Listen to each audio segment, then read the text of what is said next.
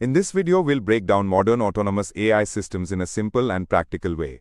We'll see what makes an AI agent different from a normal language model workflow, how tool calls actually work, why they become expensive and risky at scale, and how agent skills bring domain expertise into the system.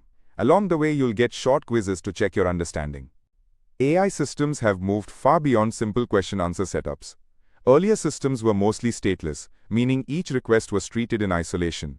Modern AI agents are different. They can plan across multiple steps, remember context, use external tools, and keep working toward a larger goal with less human hand-holding.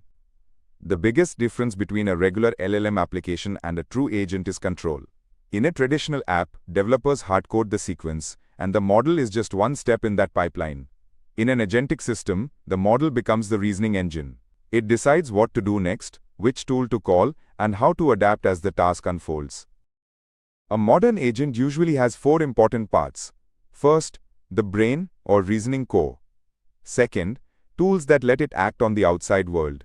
Third, memory, which helps it store and retrieve context.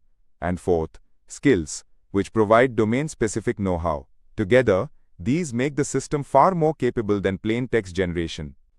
Now let us look at this in a simple table format. Tools vs agent skills. Main architectural difference. Here is the central comparison. Tools are for execution, skills are for expertise. Tools perform actions and usually rely on schemas and external code execution. Skills provide procedural guidance and domain knowledge, often loaded only when needed. So tools expand what an agent can do, while skills improve how an agent thinks. A true agent does not just act once and stop. It can observe the result of an action, check whether that action helped, and then revise the plan if needed. So if an API fails, a query returns nothing, or generated code breaks tests, the agent can try another route instead of simply crashing and waiting for a human to fix it. Now that we've covered agent basics, let's test what we've learned so far. Here's quiz number 1.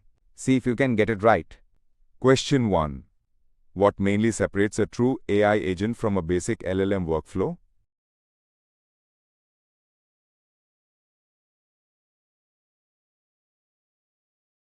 The correct answer is, it controls actions dynamically. In an agentic setup, the model acts as the reasoning engine and dynamically decides the next step instead of following a fixed hard-coded path. Question 2. Which combination best represents the core parts of a modern AI agent?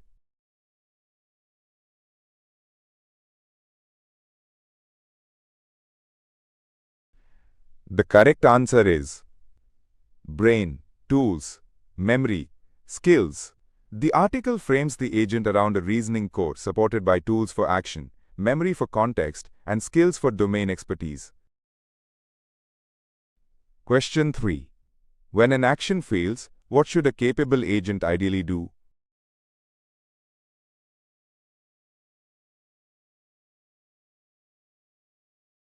The correct answer is replan based on feedback.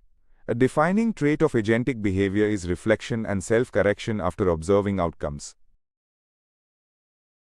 Tool calls are basically the hands of the agent. They let the system do something concrete in the external world, like call an API, run a database query, search the web, write a file, or trigger a backend action.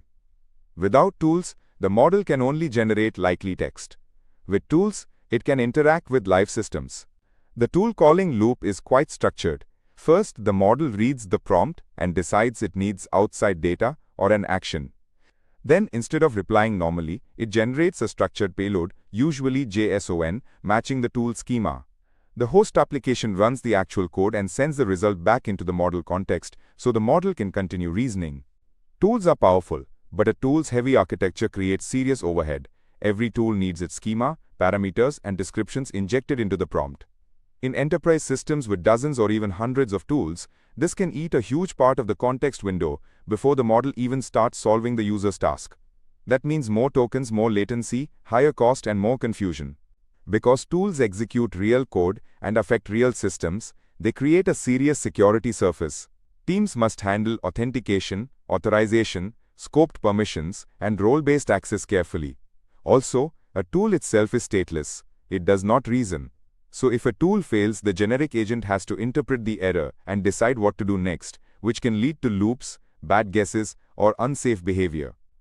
Now that we've covered tools via skills, let's test what we've learned so far. Here's quiz number 2.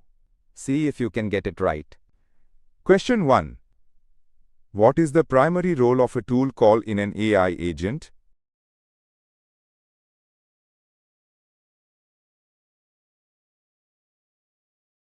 The correct answer is execute an external action. Tools are meant for action, such as calling APIs, querying databases, or changing external system state. Question 2. Why can a tools-heavy architecture become expensive?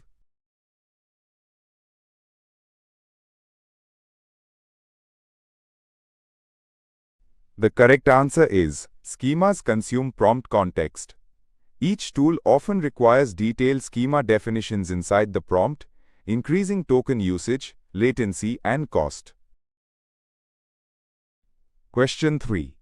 Which statement best describes agent skills?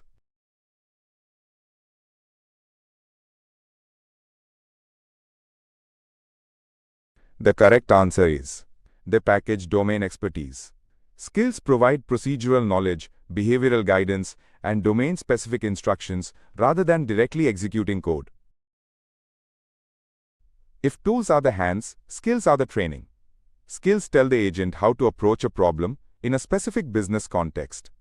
They can encode coding standards, workflow instructions, decision patterns, or operational procedures. This makes the agent more reliable in real environments without forcing every detail into one giant system prompt. A major reason skills matter is the context problem. Earlier approaches tried to dump all company rules and procedures into one massive prompt. That is messy, costly, and hard for the model to use well. Skills support a more modular approach, often through progressive disclosure, where relevant knowledge is brought in only when the task actually needs it. The key takeaway is simple. Tools and skills are not interchangeable. Tools give raw capability to act. Skills give structured expertise to reason better. Production-grade autonomous systems usually need both, but in the right balance. If you overload the system with tools, you get cost, complexity, and security issues. If you ignore skills, the agent lacks the domain judgment needed for reliable work. Now that we've covered architecture design, let's test what we've learned so far. Here's quiz number 3. See if you can get it right. Question 1. Which phrase best captures the difference between tools and skills?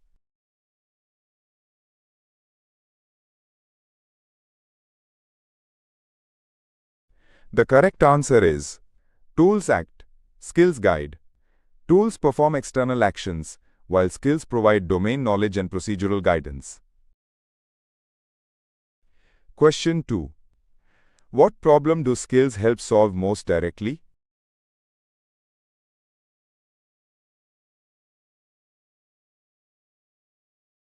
The correct answer is the context problem. Skills reduce the need for huge monolithic prompts by loading relevant knowledge in a more modular way. Question 3. For production AI systems, what is the best architectural mindset?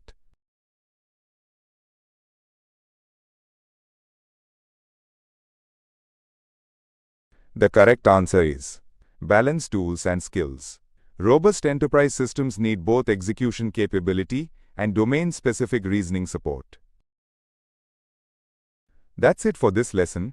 If you understood why tools are not the same as skills, you've captured one of the most important ideas in modern AI architecture. Keep learning, keep questioning the design choices, and see you in the next video.